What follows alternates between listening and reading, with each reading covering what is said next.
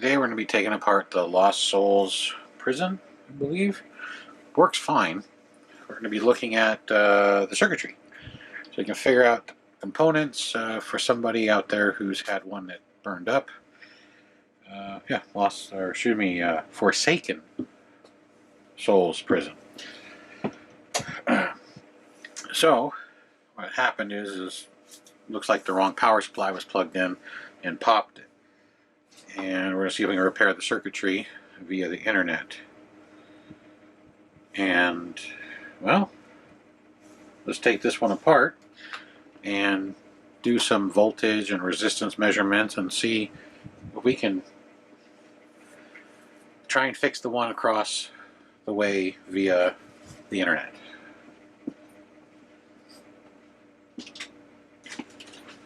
First things first, need to put light on the subject. Turn off the power. I'm just going to use the switch to turn off the power. And we're going to grab a spudger and, like all of them, try and peel the bottom off without doing too much damage. It never seems to work as well as I'd like anymore. But this is an older piece, so there's a good chance that it may separate.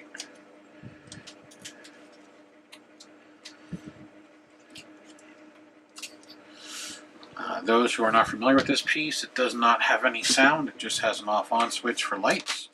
And the lights just go in a pattern. Tell a little story. They start off with a guy being led up the stairs. Then he's put on the gallows, and then it lights up down here where he's hanging. So it's kind of a little visual storyteller. The lights just rotate back and forth, always in a circle. And they change colors. Each window or each panel is a different color for each part of the story. So it's kind of pretty cool. I like it. I also like the fact that if you actually look at the detail they put in here, you got the little guy with the saw, and you got the bed sheet, rope. It's got a lot of the movie tropes, I guess you might say, from different prisons. So, I'm trying to carefully peel this apart without breaking any of my characters off. I mean, there is super glue, we can reattach them, but I try to do everything without breaking anything.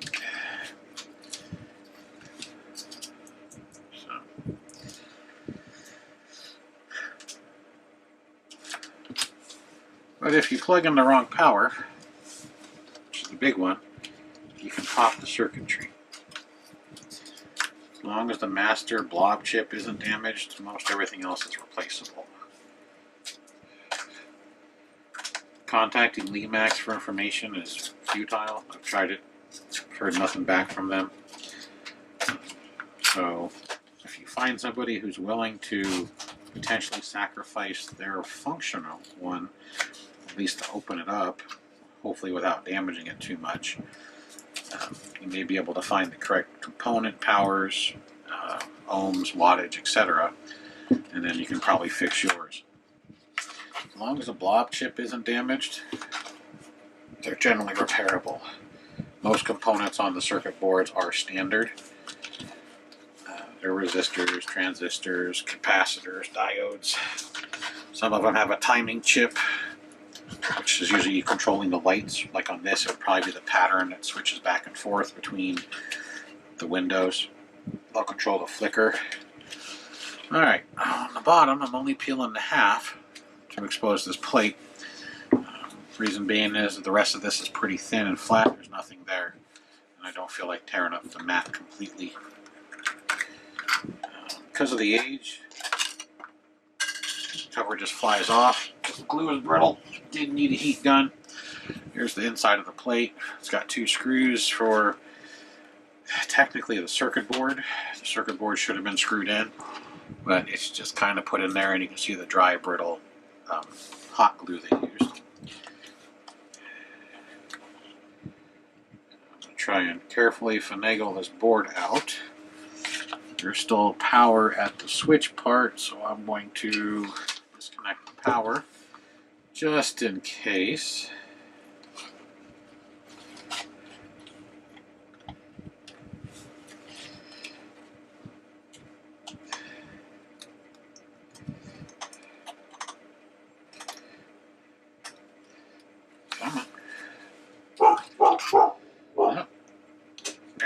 dog heard something. There we go. So I'm going to take a picture of the back of the board where they have the wire soldered in.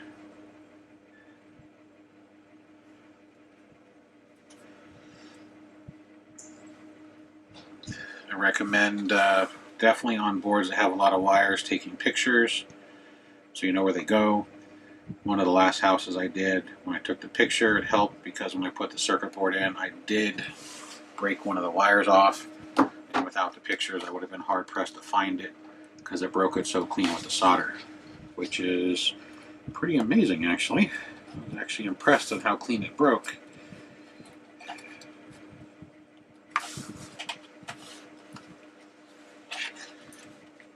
Alright, is there anything that's going to break if I balance it a little bit carefully? Here's the circuit board. There's the front side. So you have the wires on the back, which they're just soldered through. It looks like they're all for the different lighting components inside, and of course the switch. You have two LEDs, one on each end. You have a bank of transistors. You have a little capacitor, which is usually the incoming power capacitor, which is this tall black one, next to another capacitor, which is a small ceramic. The tall black one's usually a smoothing capacitor. Power supplies are actually pretty noisy, so this little thing right here that you plug into your wall, if you were to hook it up to an oscilloscope, generally there's a lot of noise on them, so they use a little capacitor to smooth them. It's little in physical size, but it's large compared to the rest of the components, and it's designed to smooth noise. If you go through my library of stuff I've done, there's an alien headlamp I built. The biggest problem I had with that lamp was there's two power supplies that power it, and they were so noisy they were affecting all the lighting within inside of the unit. And then I had to get the biggest capacitor I had on hand to smooth it, and luckily it was enough to smooth the noise so I didn't have to order a special capacitor because, well, they're noisy. So here is a voltmeter. I'm sure you've seen me pull them out before. We're going to check the voltages, the resistances. So if you own or happen to get this circuit board or this piece and it's not working right, and you open it up and there's a component that's popped or burnt, maybe you can salvage it by just ordering a small piece of electronics from the internet. eBay, Amazon, electronics parts supplier. So, and all the components on here are very small. This is a very small circuit board. I'm just going to try and fold these heavier wires over. This piece sticking up right here is your blob chip. You can kind of see the dark spot in the middle. That's the brains. If that sucker gets destroyed, this is garbage. You can probably go online and watch YouTube videos and Google ways to build a timing circuit that you might be able to put in to make the little pattern go through the three windows. But that is the actual brain. The power unplugged. We're going to do the resistances. And I'm going to start with this little fella right here, which unfortunately I cannot read the number, and I'm going to work my way through. What I'm going to do is I'm going to bring the circuit board up to the camera so you can see. So I'm going to start with, try and find a place to grab it without breaking anything off. And let me find something smaller than my finger so I'm not blocking everything, because, you know, defeats the purpose. I'll just use the end of the meter. So I'm going to start with this one here, and then move over to this flat one here, this one standing up, and then to this guy here. Hopefully it's all visible. This is your capacitor for smoothing from the incoming power supply. That's another ceramic capacitor. Then once I do those four, I'm going to go across this bank of them from left to right, and then these two right here, and then this guy over here. So I'll go probably top to bottom and then over. These are transistors. These transistors are actually what's used for the timing of the lights going through the windows, which I'll show you again at the end of the video. Probably lift it closer to the camera or zoom down. These resistors here, like this one, is probably just for this LED light right here. This guy over here is going to be for this LED light, basing it on the tracks. And then these resistors are going to be both for these power plugs, which go to the different components, the different lights, and also the transistors. Transistors have 3 pins. And then these 4 are blank, which there's no power on them. So we're not going to worry about trying to test blank spots. It's just a circuit board, probably a generic one. Your capacitor right here is 100 microfarads, this tall one for smoothing, and this small one, I can't quite tell. It's either, let me get some more light.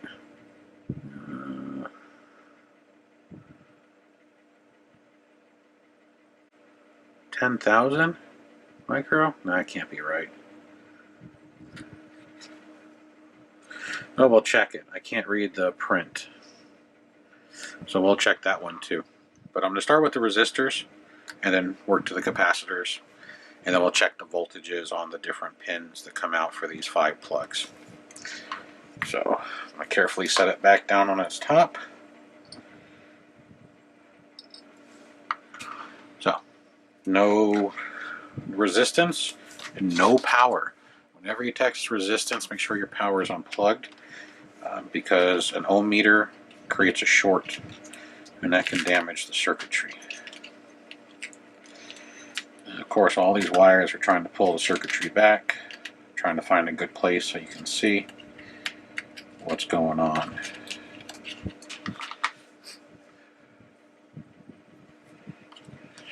Let's see if I...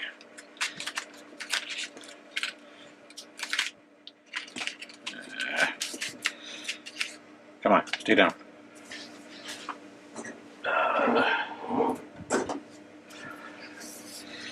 Got an idea.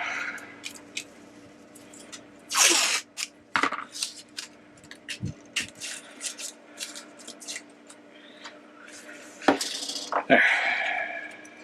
So, let's do some testing. So I'm going to start with this one right here. Then I'm going to go to this one and this one, like I was saying. So I'm going to start with the one that is parallel to the outer edge of the board, and then the one that is parallel to this outer edge, and then the one that's standing straight up. So this first resistor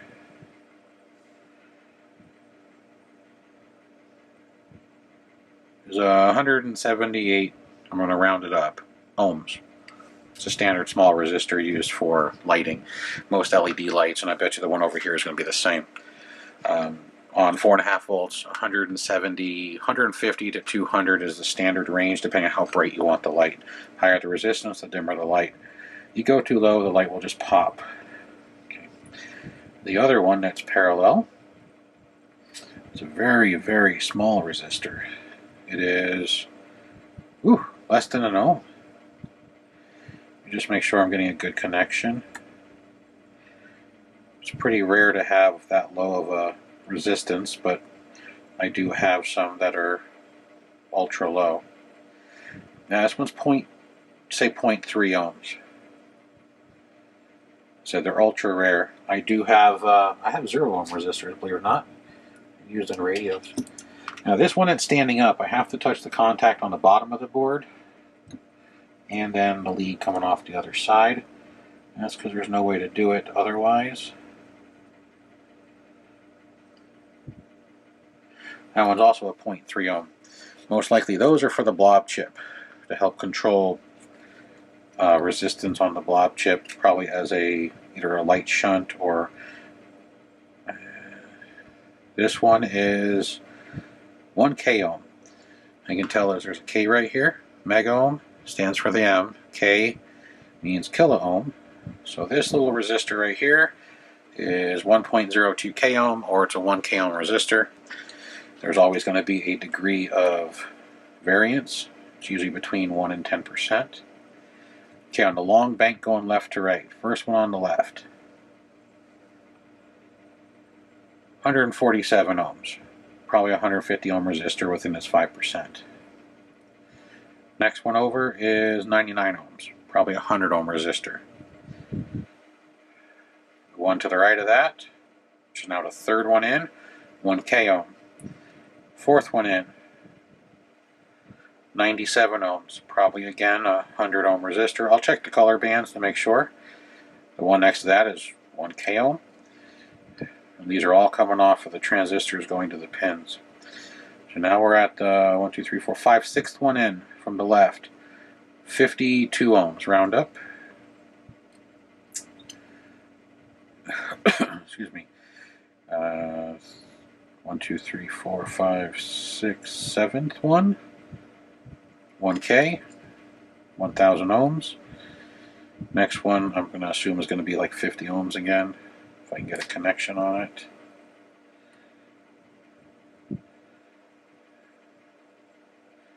Yep, 51.5. And this last one's probably 1K again. No, 53, 54. And going top to bottom on these two. Top one is 53. Next one, get a good connection. There we go. 1.2K, which is a valid resistor. It's not like it's 1K with a little bit of adjustment for percentage. And the last one over here, which is probably the same as the first one on the other side, 176 ohms. So, if you have a circuit board like this, and one of these is burnt or broke, popped from the wrong power supply, it's going to pop this capacitor, and you're probably going to lose one of these resistors. Capacitor is 100 microfarad. Now this does check capacitance. That's what that symbol there is. So right now it says it's at it's picking up the air between the two at about a 0.1 nanofarads. To check capacitance, let's see, they're polarized on this dial, and it's going to be this outer pin is negative, and this inner pin is positive.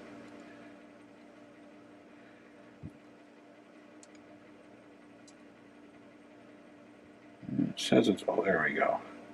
So 0.1 nanofarads, which is right around 100 micro. And then the resistor next to it is these two pins.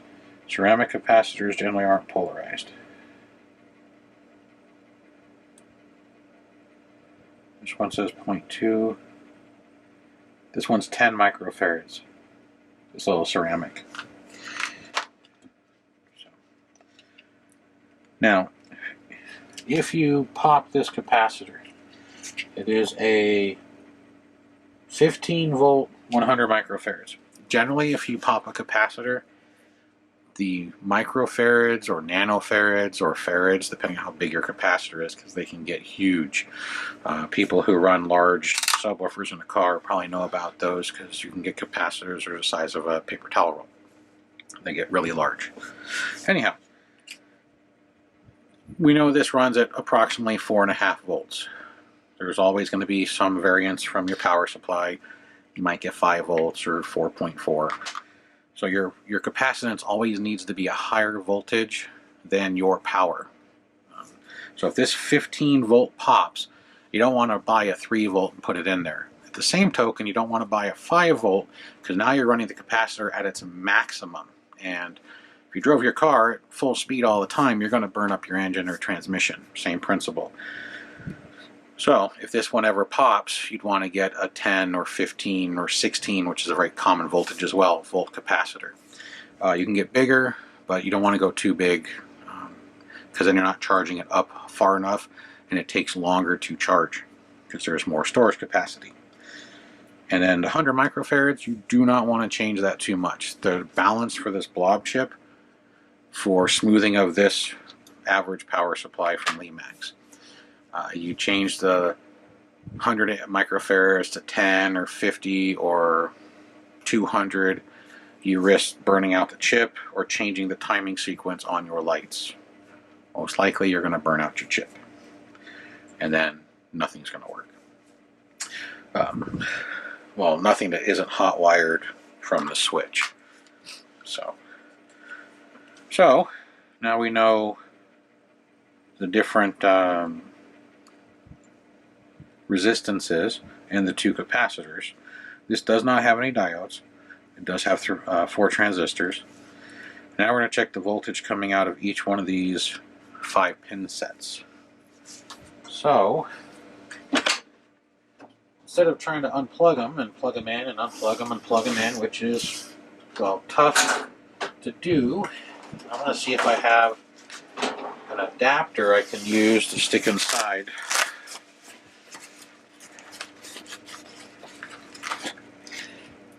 Which I do. Right here. You start getting really fancy into doing stuff like this, you can buy one of these kits. They're generally like $30 to $50. Comes with different ends that you can put on your meter to make your meter more versatile. So that was an amazing shot. Could do that twice. Anyhow, what these are probes. And come to me. So they come with protective caps so you don't poke yourself, because they're actually little probes.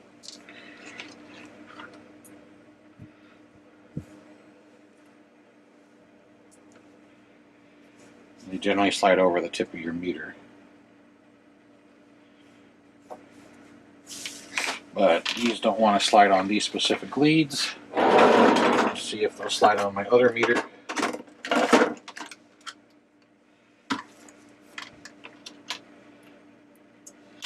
Nope. Every manufacturer has different leads. Sometimes the universal kits don't work, but a lot of universal kits also come with a set of leads.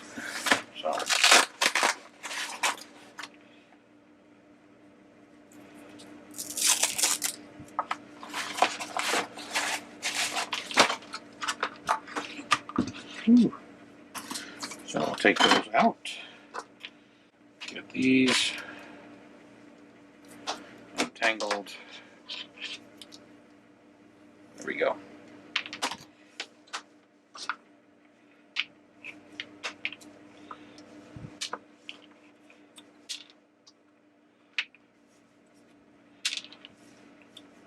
You can just pull each one of those and try and test it.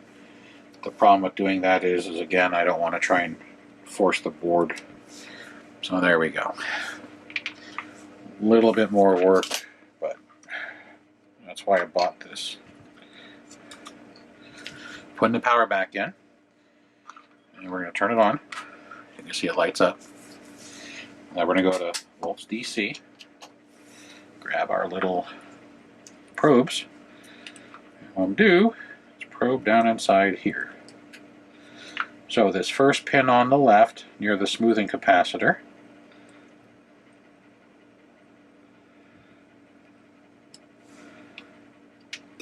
is 3.3 volts.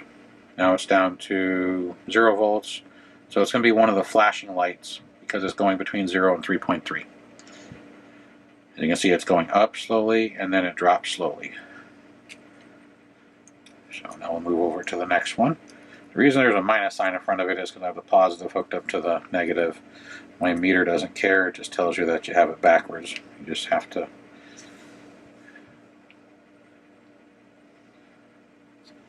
same with this one.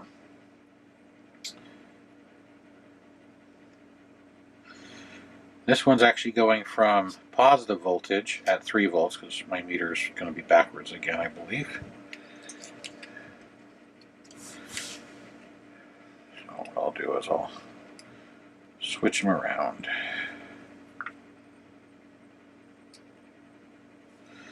When you're doing this, you don't want your two leads to smack each other, because you risk shorting it out. So it's going from a negative 2.3 volts, 2.4 to a positive 3 volts. Yes, there is such a thing as negative electricity. If you have a positive, you're going to have a negative. There's always going to be an opposite. Most people don't deal with negative electricity, but if you have a computer power supply, your computer power supply has a negative. Okay, the fourth pin over. Excuse me, third. I don't know why I said fourth. Same thing. We're bouncing between a positive and a negative voltage. Looks like we're jumping approximately 5 volts, or the power supply rating. Fourth pin.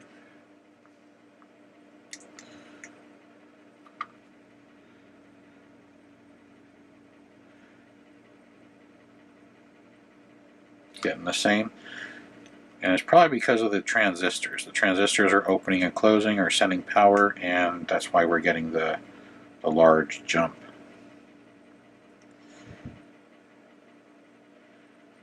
And this last one seems to be holding right about 3 volts. It's not fluctuating too much.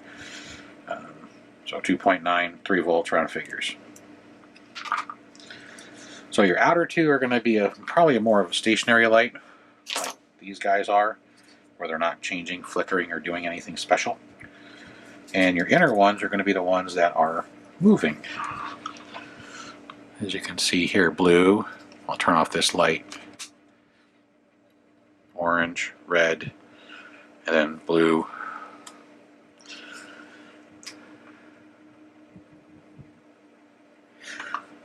This is a stationary light, stationary green, another stationary purple, stationary green, or excuse me, it's not really purple, it's technically UV. So,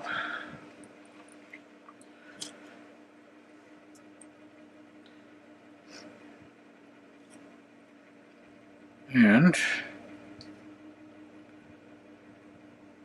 let's check these two LEDs. They're both the same, so I'll probably just test the one, because this one's got glue over the one contact. This one doesn't. So the voltage on orange LEDs is generally around 2.5 volts. You can run them a little lighter or a little stronger depending on intensity. But the ones I usually buy run between 1.8 and 2.5.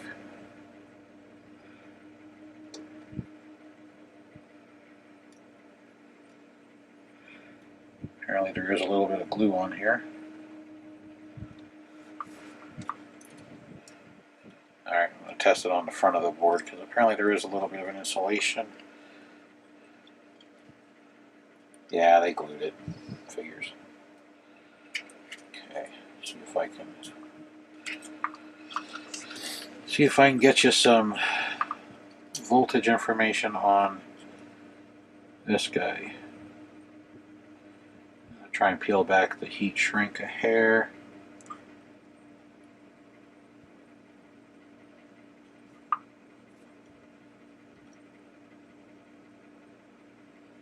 Two volts, 1.99, 2 volts.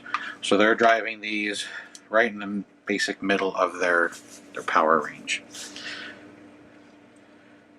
If you were to put 4.5 volts of these, they just burn out. They just go black. And what I mean black is if you were to use a microscope or not a microscope, magnifying glass, and look through the clear lens, you would see a black dot in the center where the wire inside went boop, burned out. So the only other thing would be the transistor. My transistor tester requires you to remove it from the board, and because this is a working unit, I'm not going to desolder them. But you can get transistor testers. They're not that expensive.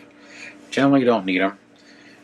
If you test the power coming out, going to the different components on these different cables here, and they're not within a similar range, because this is a fully functional piece, you might have a bad transistor, because you got a collector, an emitter, and I can't remember the third one, the third leg. It'll come to me, of course, when I'm done recording. That's how it works. But anyhow, transistors do have a part number on them. What they'll do is you need to match the part number because you have different polarities, different voltages. So if you have a bad transistor, you do have to get that part number. at which point you'll need a magnifying glass to see it, because you can see they're very small, and the part number is on the flat face. So, if you have this piece, hopefully this helps. I know it's not one of the more exciting videos. It's just an informational video on the approximate powers, the approximate resistances or ohm ratings, and the approximate capacitances. And the reason I say approximates is because each thing has between a 1 and 10% variance. That's why on a resistor, if you ever look them up, they have color codes for the bands, gold, silver, as are the two common ones, which give you your percentage of variance. All electronics have variance. You can make 100 components all on the same assembly line and none of them be the same. Just the way things work. So, but I've done it for a couple of other houses. Hopefully if you acquire one of these, have one of these, it's not working right, you can check it, figure it out. So if your power supply shorts out and over voltages the board, or if you accidentally plug in, because this barrel jack is a very common size for most adapters, even up to 24 volts. So if you accidentally plug in the wrong power, let's say you have a 12 volt house next to a 4.5 volt house and you switch the power supplies, 4.5 volt house plugged into a 12 volt house, it's just not going to work. 12 volt plugged into 4.5 volt, you're going to blow something up. And it's not going to look pretty. If I can, I'll try and include some still shots at the end of what happens when you have a component on your circuitry explode. And what it looks like burnt as well. So, but hopefully it was informative. Hopefully it helps. Put this back in and get the hot glue gun going and glue this little door back on, which I think is weird. It's got 2 screw holes, yet it's not screwed in. And the 2 screw holes do actually line up. Right there and right there. There must have been a reason. Probably trying to squeeze it in. They couldn't get it to fit without damaging something, because normally they screw the components in. So, screw or glue, doesn't matter. I'm going to tuck it back in there where they had it, nice and tight in the corner. Also, another reason might be is the 2 LEDs that illuminate the body of the prison may not be in the right position for the proper glow, so they shifted the board over and decided not to screw them in. I'm sure they do some product testing when they build one on the prototype. I can't see why they wouldn't. So, anyway, that is that. If you have any questions, comment below, or you can send us an email, randomjchannel@gmail.com. Also, there's a link below. If you can't remember it, you can always email. You can also send a message through Facebook. We have a Facebook. You can check us there. We'll see what we can do to help you out with your LEMAC stuff. Department 56, Hawthorne Village, Mr. Christmas, etc. They're all different, but they're all similar. So, put that back. There you go. And what I'll do is I'm going to kill the power one more time so you can see the little story of the guy's death.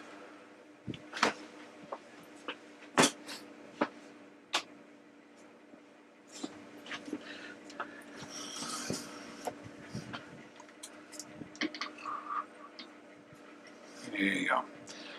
So it's going to start with the one over here, which is the red, where he's being led up, or orange, sorry. Red is where he's being hooked up, and blue is his body dangling for his death. Again, the reason I bought this is I like the look and I like the visual storytelling. No sound, no animatronics, no noise, which kind of gives it that eerie Hitchcock-esque, where you don't see what's happening. Well, in this case, you don't hear what's happening. More somber mood. And I still added some of the special things like the saw, the rope, the guy tunneling out. So they still did add some of the more humorous aspects And you got the dead guy with the barbell on the bottom doing his weightlifting, or choking since it's across his neck. So, anyway, I like the colors, I like the way it looks, and I like the visual storytelling. If your board is beyond repair, since most of the lights in here are static, meaning they don't flicker, they don't change, you can just make a resistor bank for the different lights if your board is not salvageable, meaning that chip is bad or the board is cracked or it's burnt to a crisp, where you just come off your power supply, make sure you wire in your switch so you can turn it off, and you can either use a small PCB board or you can make one, just solder a bunch of resistors together where they fan out, and then you solder one set of lights, one set of lights, one set of lights, one set of lights, because each one has a different resistance, as you saw by the different resistances on the different resistors. So you can hook all the same colors together, or the ones that run on the same power. Like all the purple lights are all going to run the same power, between 3 and 5 volts, depending on which style they bought. The green usually runs around 2.5, 2 to 2.5. The oranges can run up to 2.5, but they're generally run in the middle of their range, which is around 2 to 2.2 volts. Voltage is very important, so you don't burn it out. And so you could hook them all together. And then as far as making the windows go through, you can still imitate that. You take the 3 sets of wires that come down. We know that we want to start on the orange, work our way to the red, and then end on the blue. There are people online who build circuitry, timing circuitry, chasing lights, or a chaser circuit. And you can build a chaser circuit where you slow or speed up the timing, and then you just have it go through the 3 different colors. So it would stay on this one for a second or two, then this one for a second or two, and then this one for a second or two. And then it just keeps going. You don't need a blob chip. This is a very basic setup. So there are ways to fix it outside of using Limax's proprietary blob chip setup. But anyhow, all you gotta do is do some searching for chasing circuits online. There's a few of them out there on YouTube. I built them myself just to see how they work. You can control the speed by changing the resistor or the capacitor to make it faster or slower. You just have to know that a blue LED has a higher voltage than a red LED. Red LEDs are the lowest voltage ones out there, and whites are usually the highest. Blues and UV are number 2. But every LED has a different voltage range. So that's the only thing you really have to be concerned with. But if you have any questions or concerns, email, comment, message. We'll see what we can do to help you. As far as this one goes, it's pretty basic, and it's easily modifiable to something better, since it's not using anything super proprietary for animatronics or sound. Thanks again. Have a good one.